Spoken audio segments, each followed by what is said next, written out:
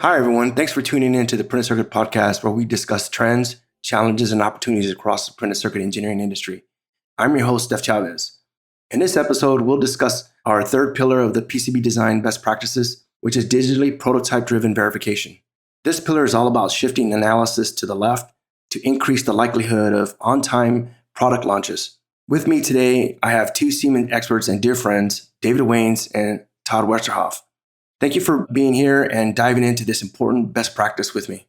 Happy to be here, Steph. Good to be here. Awesome. Dave, can you give the audience a brief introduction of yourself? I'm Dave Waynes. I've been around the industry forever, just a couple of years short of Todd, but involved in the PCB design side of life and been talking about things like shift left for the last couple decades, really, hoping folks will pick it up and utilize some best practices. So it's a good thing to chat about. Awesome. Todd, can you give the audience a brief introduction of yourself as well? Sure. Todd Westerhoff.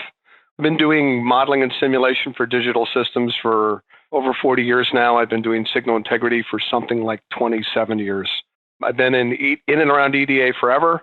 I actually did some time as a hardware engineering manager at Cisco, did some consulting for Intel, you name it, but kind of a very hands-on technical marketing guy.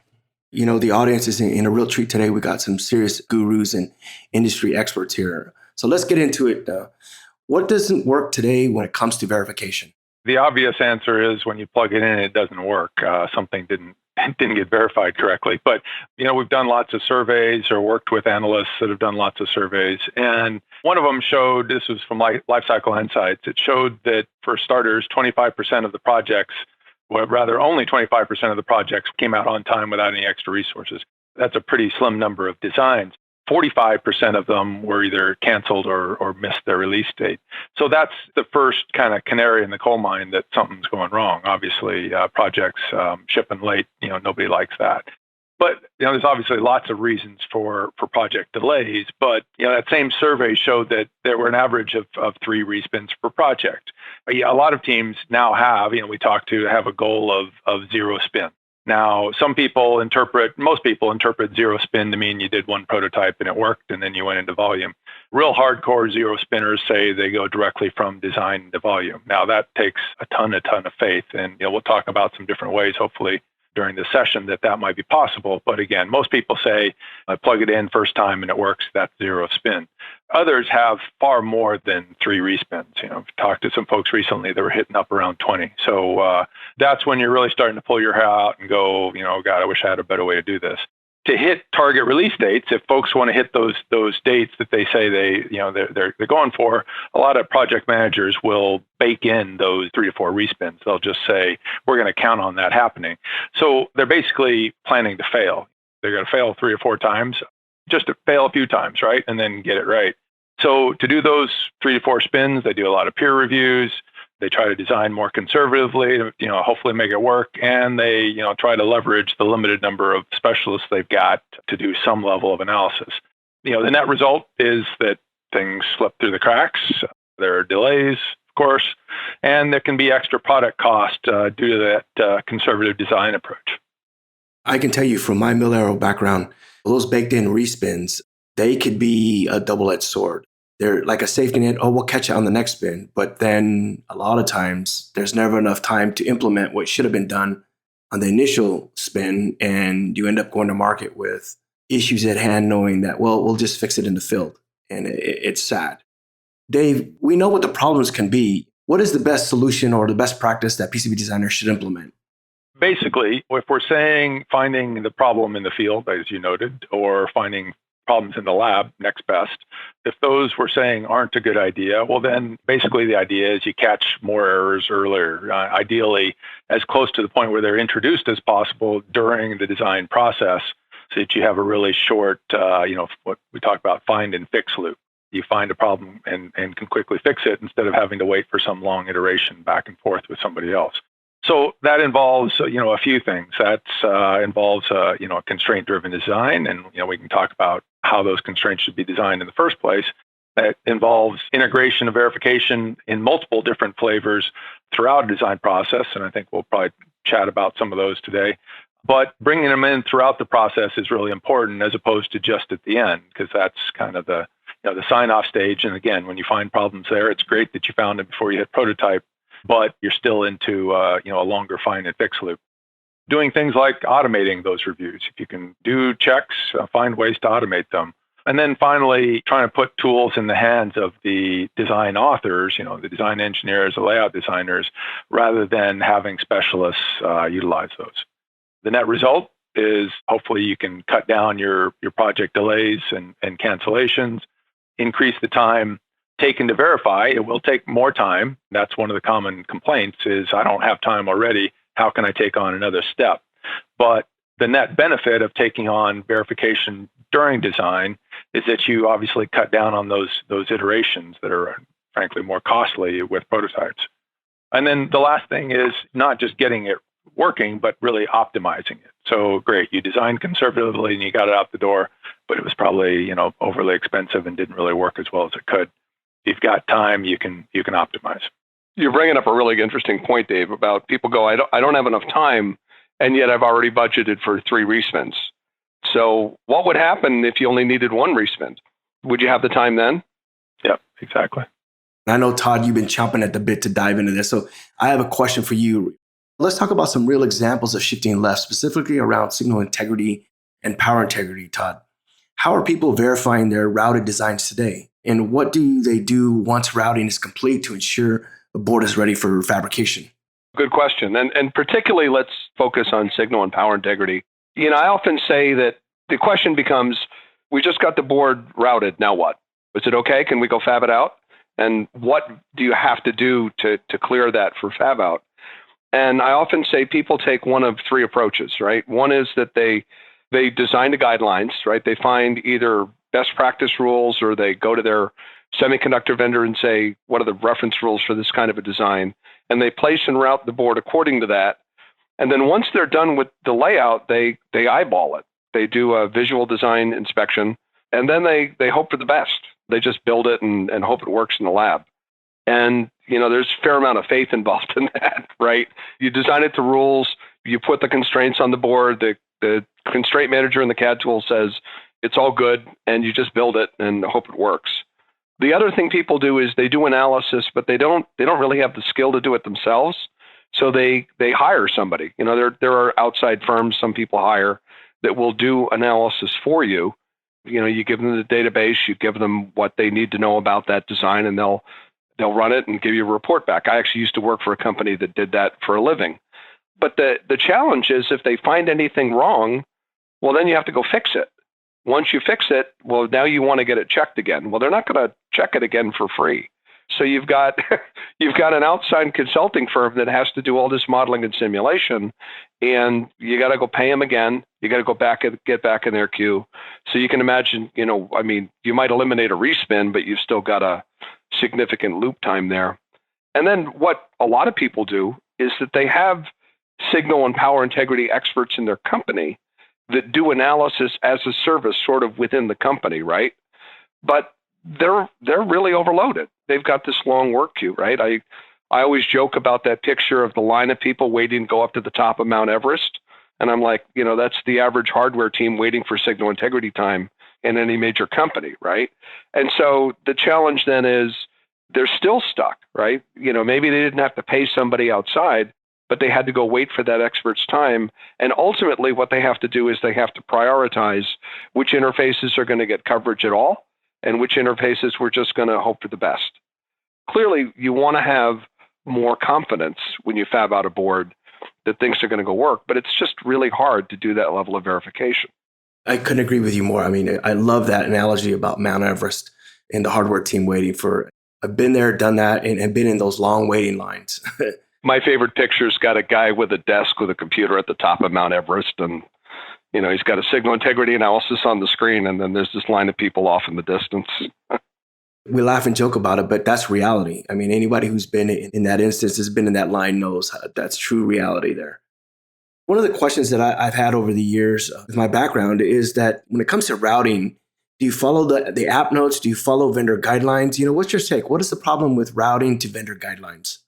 Good question. And theoretically, there isn't a problem doing that. I spent 2 years of my life helping Intel design guidelines for some of the original Xeon processors and boards.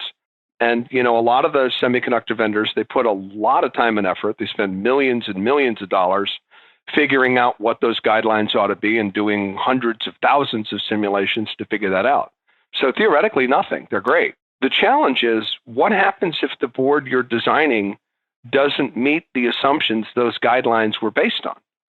Case in point, what will happen is when Intel or AMD or anybody goes off and they do a reference design, first of all, often they're not trying to build a board that can be manufactured in very high volume. They're trying to prove that processor works.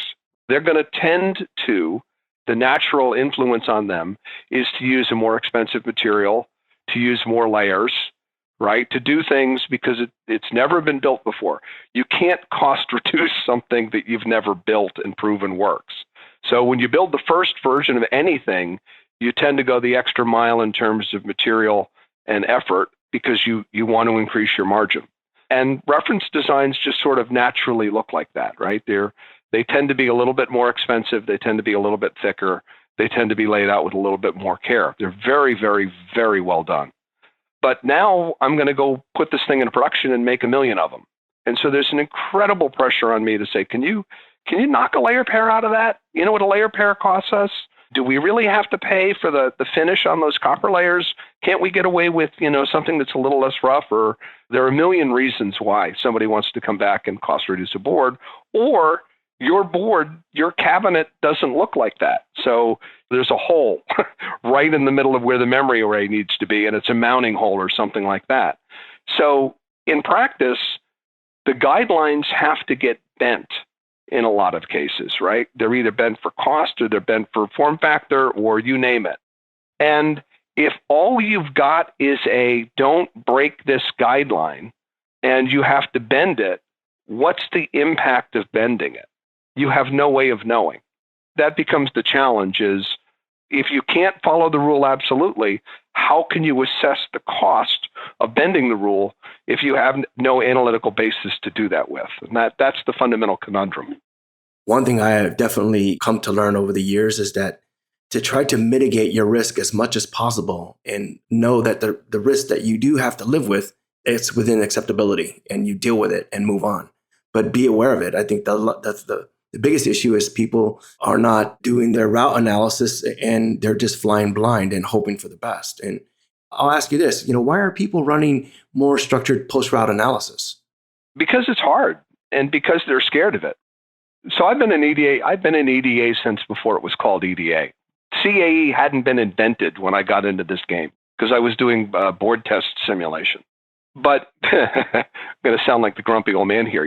40 years ago, when I was a boy, people were excited about learning new tools because there weren't that many tools. So when EDA got started, people were actually enthusiastic about learning other tools and incorporating them and modifying them to their needs because there was nothing. So why wouldn't they be? But we're in a completely different world today. We're all overrun with more information and more tools and more things to learn than we can possibly manage. And so when you come at an engineer and go, hey, here's this great new tool, why don't you go learn it? They're like, ugh, I don't want to learn anything. I can't handle all the stuff I've already got. And signal integrity is one of these things that it's sort of like a threefold problem. First, you have to understand the theory, right? You have to understand the physical basis of what this phenomena is and why it happens and what the physics are. And you have to know it really well, right, to be able to predict how something is going to happen. And then you need a tool that can go analyze that. But the tool's not enough because there's a million different ways to use the tool. And some of them are going to work and some of them are not. And some of them are going to be productive and some of them are not. So I need a methodology for how I apply the tool to the problem. And I need all three. Take any one of those three legs of that stool out and the stool falls over. So I just need to understand the physics pretty well. I need a good tool. And then I need a methodology so that I can actually derive a useful result. And that's enough to turn most people off. I don't have the time to go do that. And so what most people do is they rely on the guy, that old 2.5 Men episode. Why don't you call the guy? I thought that episode was hysterical, but that's the way I explain it to people is signal integrity has become a call the guy problem. My car needs new brakes, take it to the guy. The computer doesn't work, take it to the guy. I need signal integrity analysis, go to the guy. And so that's what's happened, is that people have decided it's too complicated for me. I can't do it by myself. So I'm going to find somebody else to do it for me, whether it be an in-house, service or whether it be an outside agency.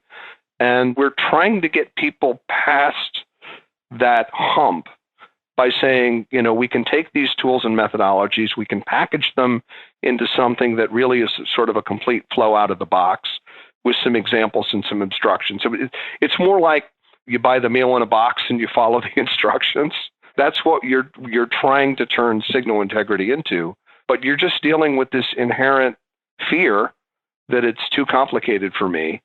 And then you've got the people that are sort of at the state of the art, right? That they're in love with the last 0.2% of whatever the effects they're trying to analyze are. And so I think they amplify that anxiety that a lot of people have about approaching the subject in the first place.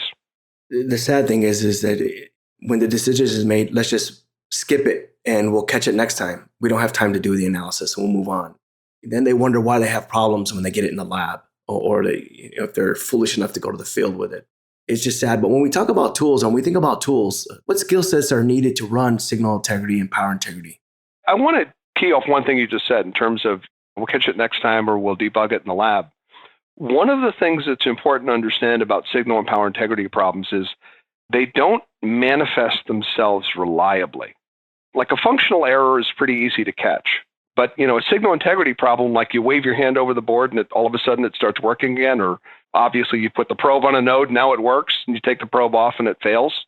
So what makes the problem that much harder is that when things get to the point of failure, those failures are often erratic, which is the worst problem to have from an engineering perspective, right? From a debugging perspective, having a problem that's erratic is just the biggest nightmare going.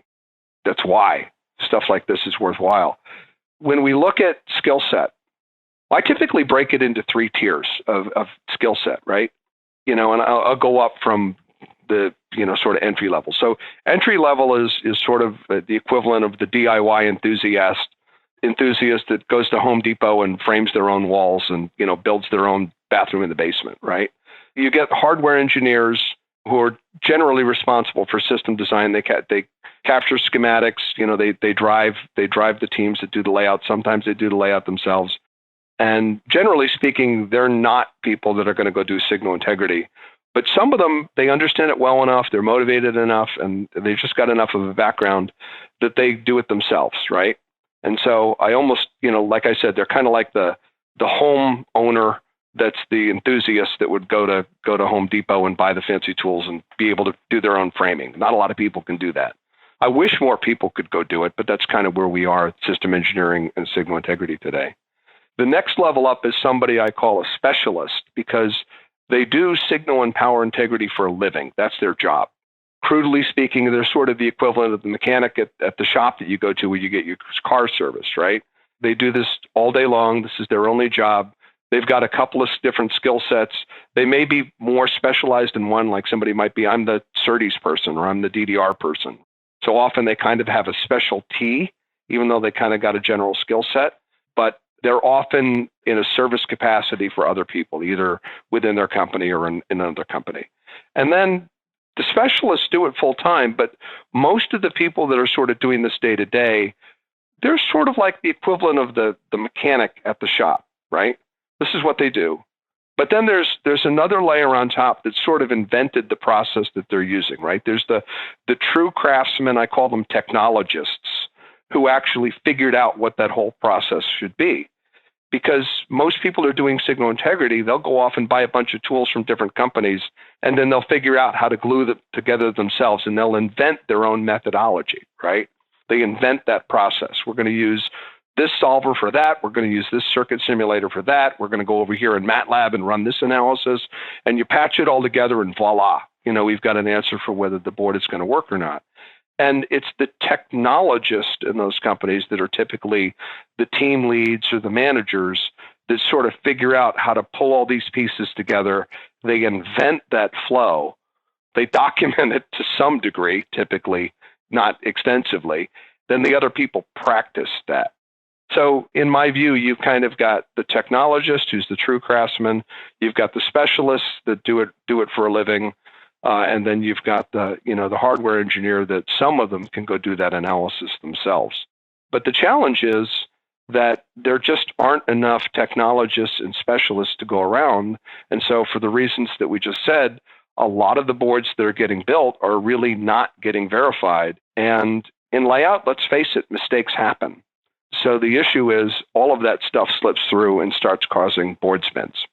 And the worst is to make when we have project decisions that are made or poor project decisions that are made by simply skipping analysis. And then they end up wondering why it's burning them in the back end. That's an issue, especially when we talk about rules, that stuff can be put up front to prevent that. So when we talk about rules such as like design rule checking, DRC, what do you see, Todd, as the role for DRC? The interesting thing that happens with signal integrity is we immediately go to this concept of ultimate accuracy. More on that later, I guess. But a lot of people think like if you don't model everything you can think of, then there's no point in running that simulation, right? DRC is often more of a graphical or a spatial check, right? So it's often not quite as simulaty and analysis based. But the interesting thing is that it's fast, right? And there's a lot of things that you can find very quickly with DRC or a DRC engine that would be really hard to find through modeling and simulation. And in my world, I mean, we talked about this already, right? Somebody finishes laying on a board. The first thing the company wants to do is fab it out. You're done. Good. Let's fab it out. No. We need to verify it. Okay, you've got 2 hours and 43 minutes. Whatever it happens to be, it's some incredible minimal schedule next to everything that you did to lay that board out, the time that we allocate to verify it before we fab it out, even though of the consequence of getting it wrong, it's hugely compressed. So DRC is something that I can set up in a couple of hours and run in a couple of hours. One of my favorite examples is traces crossing splits and reference planes, right? Hanging out in space, radiating energy. And people often eyeball that, right? Like a lot of people who don't have a tool to go do it with, they'll eyeball it. And yeah, sure, you would think it's something that you can find quickly visually because it sticks out like a sore thumb. Try doing it on a 24-layer board that's like the size of a large server without going blind. You will miss things. And yet, there's a big consequence for it. So that's the kind of thing like where you can take a board and you can scan it for like trace over split, I don't know, in 10 seconds and come back and find stuff. And if you modeled that and tried to simulate that and find it that way, you would spend weeks or months. And even then, it's not obvious that the impact would be all that great anyway. So my goal is when I get a board that I want to fab out, when I'm standing in front of fab out for a laid out board, I want to get as many problems off the table as quickly as I possibly can. I want to get them back to the designer, and I do not want to be the person that's holding that board up for no reason. So DRC allows me to run a whole plethora of things and find a whole bunch of problems right away and say, really, you go through a decision process, right? It's kind of like straining things through progressively finer sieves. So when I run DRC and I find a potential problem, I look at it. The first thing I think is, okay, A, is this obviously broken? Like it's so obvious, okay, that is messed up. Boom, right back to layout, right? I don't need to do any more thought. Here, go fix that. The second thing is it obviously okay? Yeah, okay, I see why the tool thought it was a problem, but it's not. So then that's an automatic pass. I don't care. And then the thing that's left is, it's unclear. It might be, it might not be, right? That's where more analysis now comes into play. But DRC allows me to take a lot of things off the table quickly, which means if I run out of time, which I almost always do, then I want to run out of time knowing that I detected everything I possibly could. And that's where I think it's super helpful. Saving time is the key in being able to do this very quickly with the automation horsepower we have in today's tool. Is utilizing that horsepower to your advantage or to our advantage is, can't preach that or say that enough. You mentioned process, especially with the high level of how and who's doing what. And when we think about the overall process, when it comes to post-route verification, what comes first, when a user is running analysis? It's really boring. The reason I'm chuckling is because it's the least glamorous thing you can imagine. Setup. boring, nasty, horrible stuff like getting models, but most importantly, looking at your stack up and making sure that the stack up that you have in your board database really reflects what will be built. Because what happens is most of the time people build boards and, obviously they're going to get the layers right? Like if you're building a 12-layer board, there will be 12 metal layers in that board. That's guaranteed. You can't get that wrong out of a CAD database and have any hope of building a board. But when we do simulation, we're modeling the electrical behavior of these signals. And, when you build a board in a specific way. You pull specific material off the shelf. It has specific thickness, specific properties. You pull cores and prepregs, you put them together in a particular order, you press them a particular way. And if you're not capturing all of the key parameters of what that fabricated board looks like, that stack up in your simulation, then you're not simulating what you're going to go build. And what's the point? I come in here, somebody goes, this bolt won't fit in this hole. What's wrong? And you go, I don't know. I simulated it. I hold up a simulation model of like a baseball or something, right? Because I simulated something completely different. Like, well, yeah, duh. There's your problem, right? But it turns out it's really pretty involved figuring out what does a fab house actually build when you give them a database. The thing that's almost guaranteed is whatever I get from the CAD designer, the PCB layout person, chances are that stack up is nothing more than a generic representation that has nothing to do with what I'm actually going to build. It's just a template, right? The layers are right, but the properties are wrong. And so now I have to go, really think about with the fabricator, how are we going to go build this? And it matters a big deal, right? Like if I do a build up, if I've got like a very high-speed board with cores in the middle and I've got sequential lamination on the outer layer with prepreg and foil, that is going to be inherently rougher and have higher loss than if I'm building something with cores. And that's a common strategy for building very high-speed boards. So if I'm not modeling all of that, if I'm not modeling that buildup and that and that roughness that I'm going to get as a result of it, and I'm trying to go design my 112 gigabit Ethernet interface or whatnot, I'm just going to be way off. So step one is, even as boring as it sounds and as boring as it is make sure that you get the details of that model absolutely right. Because if you don't, all the simulation that you're doing is just based on a false premise. And guess what happens to all your results and all your conclusions? So Todd, you and I have had some awesome discussions on this shift left topic many a time. So I've heard you talk about getting real with SI analysis, over and over. Let's be clear. What exactly do you mean, or does that mean?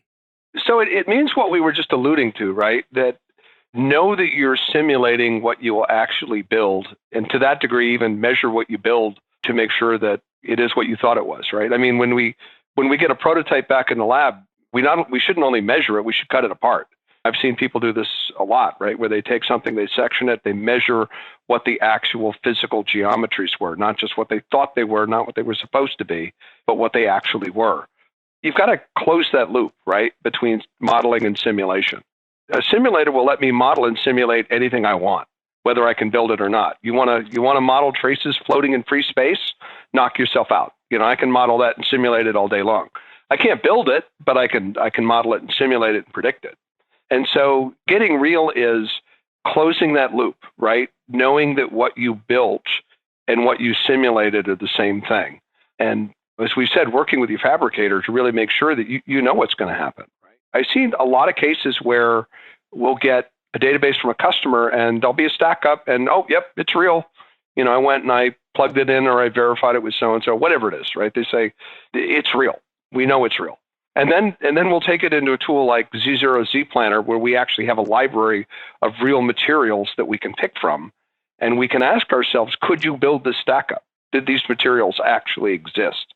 Or in some cases, if they know what they think the materials are. And it's amazing how often you get a stack up that they thought was real, which turns out to be generic. And then when you map it into actual materials, there are tiny changes. They're not huge, but they're changes.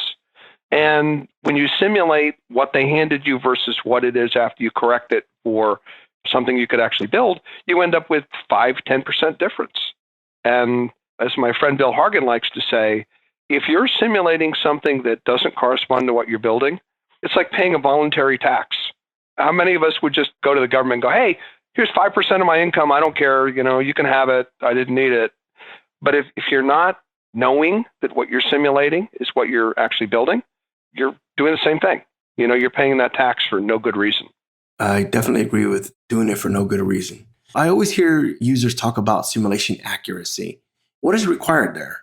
I think a lot of the talk about accuracy gets driven by the people that are driving the state of the art, right? Sort of the technologists who are at the top of that technological pyramid. Because as we go faster and faster, right, we went from 28 gig to 56 gig to 112 gig to 224 gig, right? New physical phenomena come into play that become increasingly more esoteric to try to understand and model and predict, right? It just gets harder. And so typically, if you're talking to a technologist that, all they care about is the tip of the pyramid because that's where they live, they'll talk about whatever the newest thing is, right? And they'll talk about that as though that's the only thing that matters. I often call it electron spin under, the influence of the moon's gravitational pull or some other equally esoteric effect. And yeah, you know what? It's very important to them based on the tip of the spear, state-of-the-art problem that they're trying to solve. But the assumption that they make is that everything else is in order, right? Every other more coarse physical effect that they ever came, that's all a given. And the bulk of us aren't doing 224 gigabit Ethernet design. We're running around trying to get PCI Gen 5 right at 32 gigabit, 16 gigahertz Nyquist. And so we don't need to do that level of analysis. I think the thing that people miss with modeling and simulation is they think like, well, it's a computer. I just punch the button, the computer does the work. What do I care? It's not true. The more accurate you want to make a model, the more time it takes to generate it, the harder it is to configure it and get it right, and the more time you should actually spend verifying the model. Remember the part about setup is boring? The more time that you should actually taking that data and making sure it's worth running the rest of the analysis you plan to run on it. And so there's a very direct cost.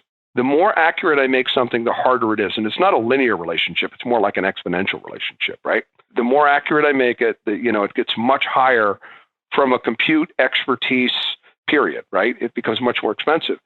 And so it's important when we do analysis to realize that that's a real trade-off. If I come to you and say, I can give you an answer that is within 10% in 15 minutes, I can give you an answer that's within 5% in 3 hours, and I can get it to 2% in 3 days. Which do you want? You'll pick it based on where you are in your process at the time, right? You won't always pick the same thing. And that's the thing that I think we need to understand with simulation is that there's really a range of analysis accuracy that we need depending on where we are in the process. And we're going to change our strategy dynamically based on the need. Because we've sort of heard or been influenced by these people that are only sort of doing, state-of-the-art research, we've got this distorted view of the usefulness of something that isn't 100% accurate. And we need to get practical here because there are a lot of people that need to be practicing this stuff that are not about to learn what it takes to go play at the 224 gig limit. And so we have to get practical about how do we do these trade-offs and when are different forms of analysis useful. I would tell you today's designs are much more challenging than years past, that's for sure, or decades past. When I hear analysis or discuss analysis from conference to conference, what is compliance analysis and why is it beneficial? Another good example of like differences in accuracy, right? So compliance analysis, let's pick one specific term. I can make it generic, but let's pick one particular example. So if I'm designing a high-speed serial link, most of those standard protocols lay out what the requirement for the interconnect itself is, right? The ball from, IC to IC. There are specific requirements, right? You have to have this kind of loss. You can't have more than this amount of mode conversion and ... a whole bunch of stuff, right? Now, what a system designer does, they don't design ICs. They put ICs on board, but they design boards. They design interconnect. And so, as a system designer, my creative decision-making and my analysis is really around what I'm going to build, which is a board. So if you can come to me and say, here are the requirements for that interconnect from ball to ball, and you have to meet these requirements, that's a lot easier problem to model and analyze and evaluate than saying, okay, now when I put this very complicated transmitter on it and this very complicated adaptive real-time receiver on the other end of it, and I run this stuff with this pattern, what kind of margin do I get at the receiver? This compliance analysis is saying, does my interconnect meet the requirements of the standard, period? In some ways, you could think of it as, okay, I'm going to take a generic transmitter, I'm going to take a generic receiver, I'm going to simulate it and see what I get. It's sort of the literal equivalent of that, even though it's somewhat analytically different. And the point is that it's standard. When I talk about serial links and I go get a model from my transmitter vendor and I get a model from my receiver vendor, I'm typically getting what's called an IBIS AMI model. And IBIS AMI models come in different flavors. And the way that I have to set up and run the simulation changes depending on the combination of models that I got. And the way that I have to interpret the models changes based on, what the user did or what the vendor did when they built their receiver model. And so it's a much more complicated, expertise-intensive problem about, I'm going to go get the vendor transmitter, the vendor receiver, and do this analysis. Whereas with compliance, it's always the same. If I'm doing 56 gigabit Ethernet, some particular protocol, all right, I always do the same analysis. And it's because it's the same, it means it can be automated. And because it's automated, it means it's easier for me to go do reliably and repeatably. And so compliance analysis is taking interconnect, making sure it meets some standard, and then assessing its compliance with that standard in a specific and material way. And the beauty of it is, because it is based on the standard, it never changes, which means we can automate it. And therefore, I can make it accessible to a much wider group of people than the people who could go take simulation models and configure them. Sure. I've heard you use the term progressive verification a lot. What does that mean? Progressive verification tries to really take all of those pieces together and tries to put a tag on it.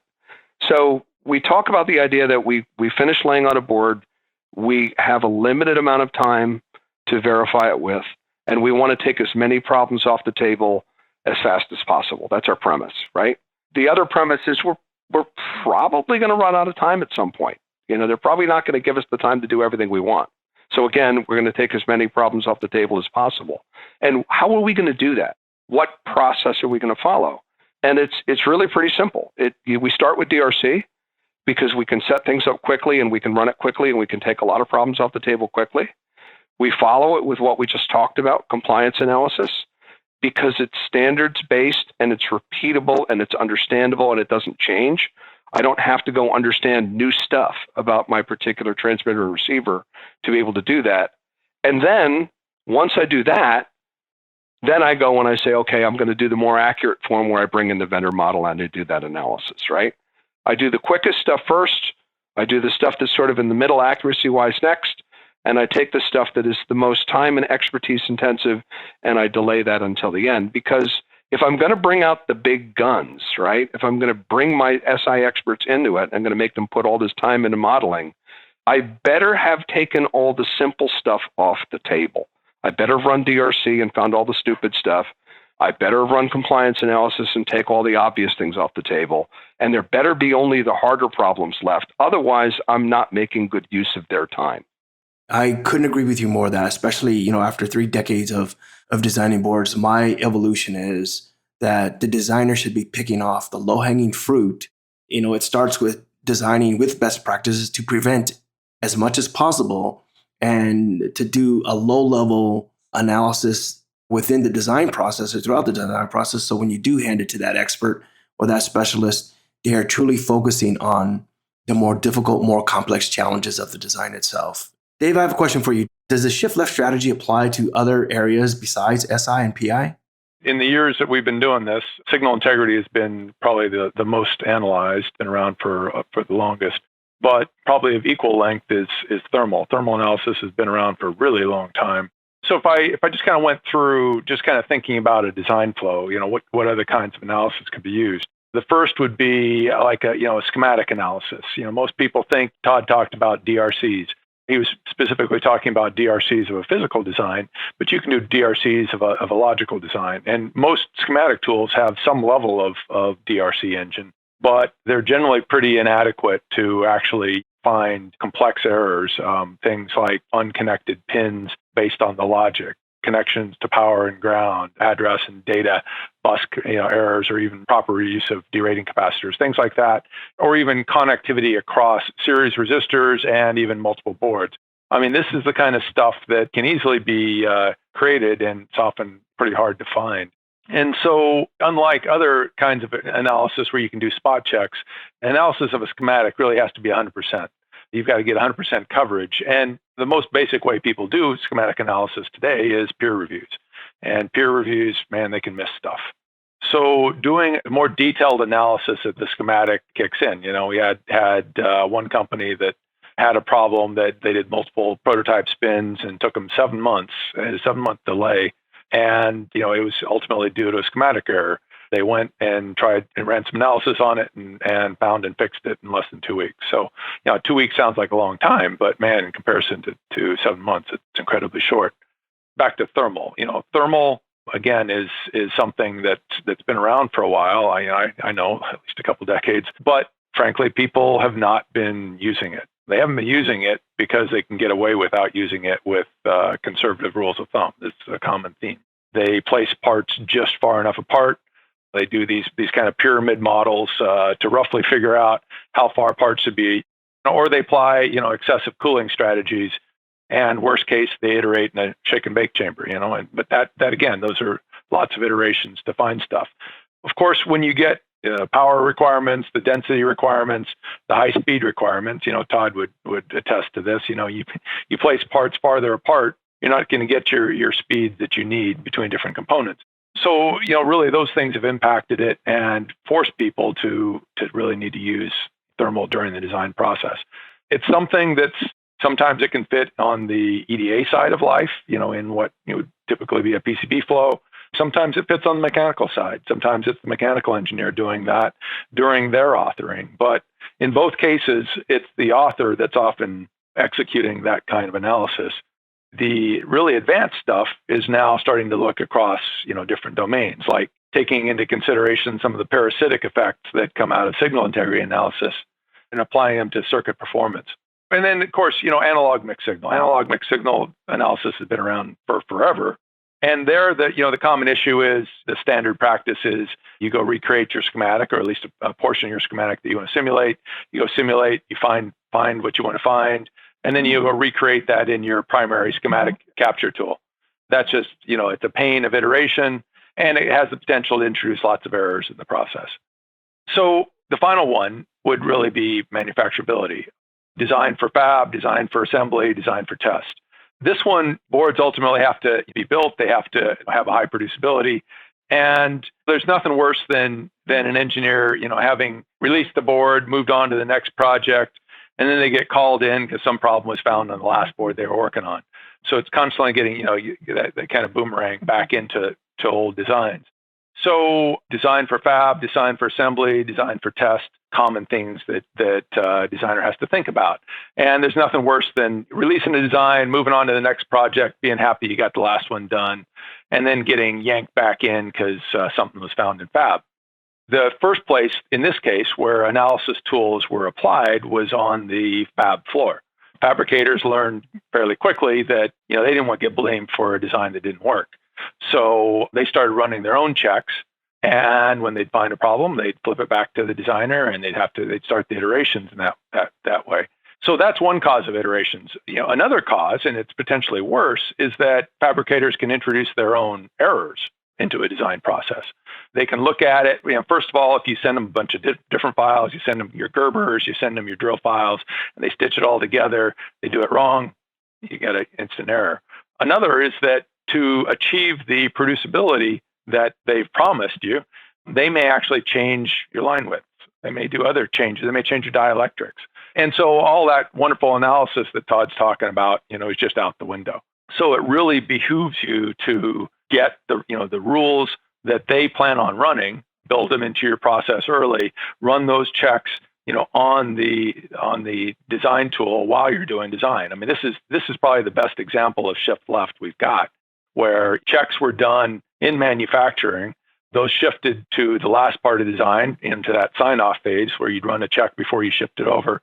And now it's shifting all the way into the authoring tool where people are actually doing checks during the design process to optimize for even target manufacturers that they might have in mind.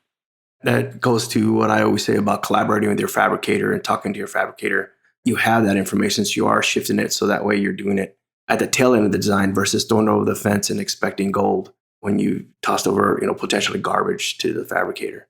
Dave, when we talk about these strategy that we go into these type of analysis, what are the typical roadblocks that you see, and how do people overcome them? I mean, Todd brought up plenty of roadblocks. At a high level, roadblocks look like software ease of use. How automated is it? How integrated is it into the flow? The models for that simulation, models are the fuel for the engine, and trying to find that right balance of model accuracy and the time it takes to run it. Compute power fits in there. Of course, having that in the sense of having the compute power available to do whatever analysis you need to run. Applying verification during the design process is a new methodology, as we talked earlier on, that takes time to incorporate that into a design process. So being aware that, okay, I'm going to take more time during my design, but I'm going to reap the benefits later. It's a mental thing to overcome. And then lastly, just that culture and inertia that comes from the current process, saying, hey, it's working close enough right now. 3 spins is enough. Let's keep with the current method. Let's not try to rock the boat. I agree. A lot of companies tend to stay within their comfort zone of their status quo process and maintain their level of success that they've had, not to rock the boat. If you look at it, okay, what's the benefit? I'm going to hate ending on a negative, right? The benefit of leveraging that digital twin during the design process is an easier and faster verification process. And ultimately, it's higher quality products without the time and costly respins that typically people take on. So look at it from that perspective. Better quality, less time. I would argue the process is also likely convergent. If you're not using any kind of systematic analysis and verification, you're really not guaranteed that you're eventually going to get that thing to work. We have covered a lot in this podcast, and we can go on, but due to the time constraints, I can't thank you and Dave enough. We've outlined the best practices when it comes to digital prototype-driven verification. And again, thanks for your invaluable insight. It's been amazing. I'm sure we can have a continuation on in another podcast following up, because we're just touching the tip of the iceberg, if you ask me, and I think you would agree with me. So to our audience, keep following along for more PCB design best practices.